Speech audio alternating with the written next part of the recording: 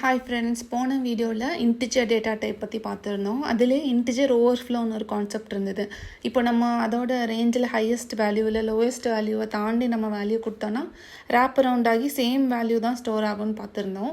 அந்த கான்செப்டை பீட் பண்ணுறதுக்கு மாடிஃபையர்ஸ்ன்னு ஒன்று யூஸ் பண்ணிக்கலாம். For example short, long, signed, unsigned அந்த மாதிரி ரேஞ்சை ட்வீக் பண்ணிக்கலான்னு பார்த்தோம்ல. அதை பற்றி இந்த வீடியோவில் கொஞ்சம் டீட்டெயிலாக பார்க்கலாம், ஒன்று ஒன்று எப்படி ஒர்க் ஆகுதுன்னு. ஓகேவா?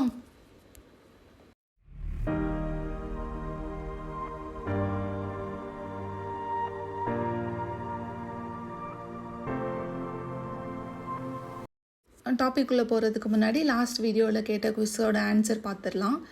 இந்த நம்பர் இதோட அவுட்புட் என்னவாக இருக்கும் இந்த கோடுக்கு அப்படி கேட்டிருந்தேன். ஸோ இந்த நம்பர் 2147483647 இது 2^32 - 1, அதாவது 4 பைட் இன்டிஜரில் highest number, largest positive number இது தான். ஸோ இதில் நம்ம 1 ஆட் பண்ணுறப்போ ஓவர்ஃப்ளோ நடக்கும்.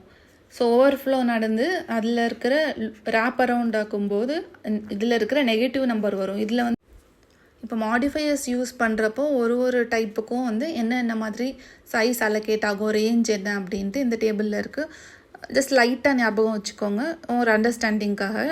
ஆனால் இப்போது இன்ட்டுங்கிறதுக்கு 4 பைட்ஸ் இருக்கா. ஸோ ஷார்ட் இன்ட்டுக்கு 2 பைட்ஸ் தான் இருக்குது. அதே மாதிரி அப்போ சைன்டு ஷார்ட்டுக்கு 2 பைட்ஸ் இருக்கிற மாதிரி அன்சைன்டு ஷார்ட்டுக்கும் 2 பைட்ஸ் தான். இன்டிஜருக்கு டிஃபால்ட்டாக 4 பைட்ஸ், அப்போ சைன்டு இன்டிஜருக்கும் 4 பைட்ஸ் தான். இப்போ ஷார்ட்டுக்கு 4ங்கிறது 2 ஆன மாதிரி இப்போ லாங் இன்ட்டுக்கு 4 பைட்ஸ் தான் இருக்குது. அன்சைன் லாங் இன்ட்டுக்கும் சேம் தான் 4 பைட்ஸ். ஆனால் லாங்னு 2 டைம் கொடுக்குறப்போ 8 பைட்ஸ் ஆகிடுது. 4 8 டபுள் ஆன மாதிரி ஆகிடுது. அதே மாதிரி அன்சைன்டு லாங்குக்கும் 8 பைட்ஸ் தான்.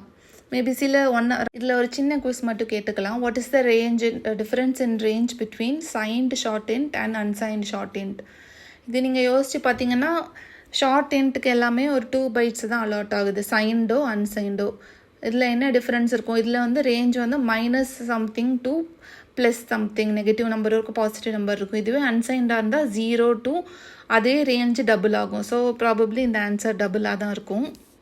புதுசாக ஒரு விஷயத்தை நம்ம பார்க்குறப்போ அது நமக்கு கஷ்டமாக தான் தெரியும், இவ்வளோ அதிகமாக இருக்கா, இவ்வளோ நிறையா இருக்கான்ட்டு.